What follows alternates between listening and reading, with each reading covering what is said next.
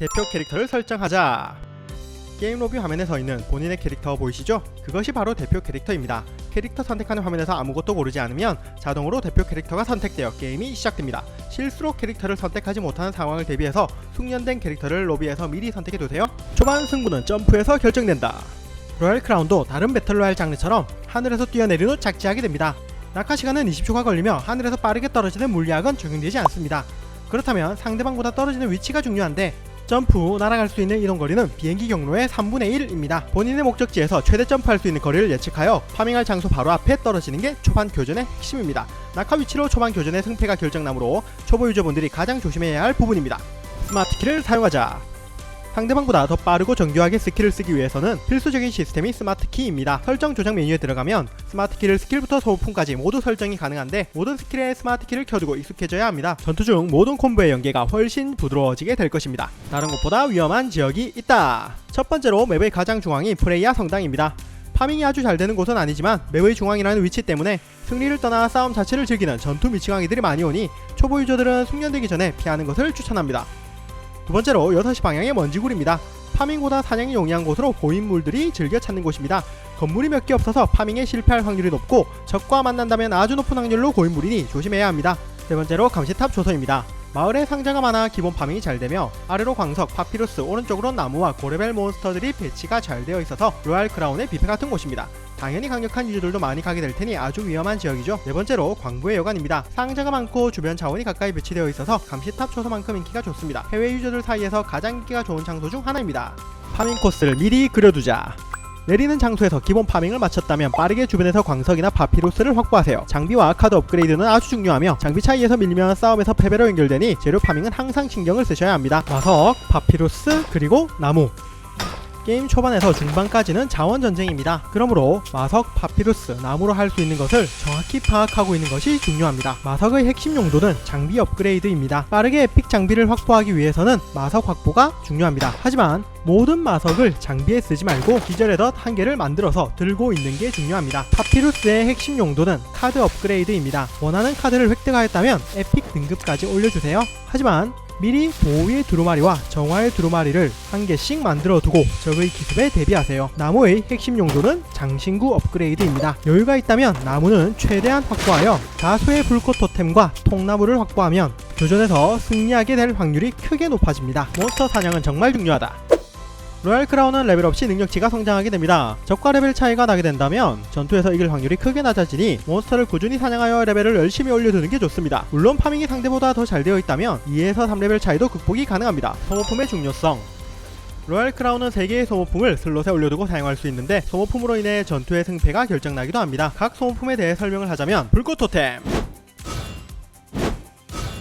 로얄 크라운 내에서 가장 강력한 아이템입니다. 나무 3개로 제작이 가능하며 본인이 흡혈 장비를 착용하고 있다면 불꽃 토템이 때리는 데미지도 흡혈이 됩니다. 용을 잡을 때에도 효율이 아주 좋으며 사용 쿨타임이 엄청 짧아서 적과 교전 시에도 크게 도움이 됩니다. 최대 2개까지 설치가 가능하며 적의 타겟팅을 방해할 수도 있습니다. 불안정한 폭탄. 집안에서 사용 시 집 밖으로 넘어갈 수 있고 추격 또는 도주 시의 효율이 좋습니다. 차원 이동 가루.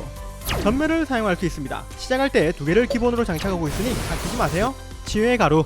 원인과 아군에게 210의 체력을 회복시킵니다. 현재는 물량이 모자라 제작할 여유가 없기에 잘 안 쓰이고 있습니다. 완전한 폭탄. 맵 중앙 장애물을 넘어갈 때 사용되며 적과 교전 시 잘 사용한다면 승패를 뒤집을 만큼 강력합니다. 적을 화면 밖으로 날려버리고 500의 데미지와 스턴을 줍니다. 교전 시 폭탄을 사용하면 잘 보이지 않으니 아군이 안 맞도록 미리 말을 해주세요. 보호의 두루마리.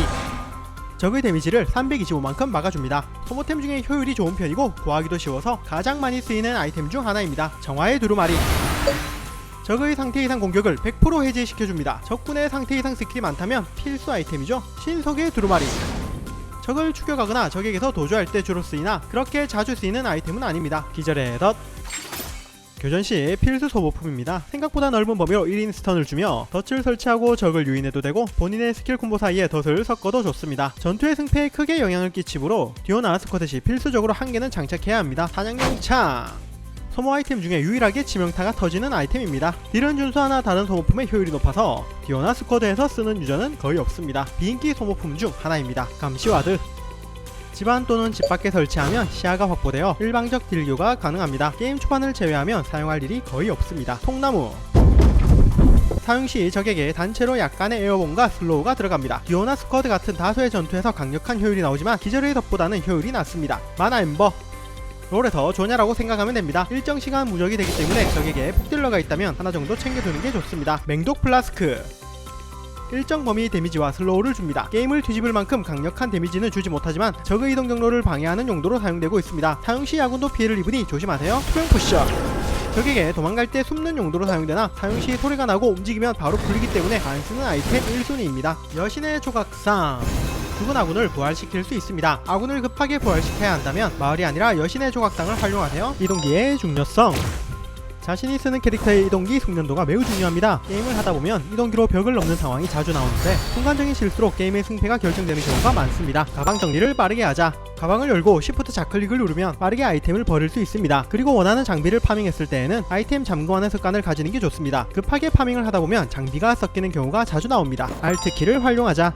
오드리 같은 캐릭터들은 아군 또는 자기 자신에게 보호막 또는 힐을 사용할 수 있는데 전투 중에 타겟팅하기가 쉽지 않습니다. Alt키와 스킬 버튼을 누르면 자기 자신에게 힐과 보호막이 가능하니 반드시 손에 익혀서 사용해야 합니다. 기절했을 때 대처법 듀오와 스쿼드 시 기절한 아군을 살리는 상황이 나옵니다. 기절한 아군을 부활시킬 때 움직여도 부활이 풀리지 않으니 아군이 살리는 동안 안전한 곳까지 기어서 움직여야 합니다. 부활 시 마나는 100% 회복됩니다. 단독 행동을 삼가하라.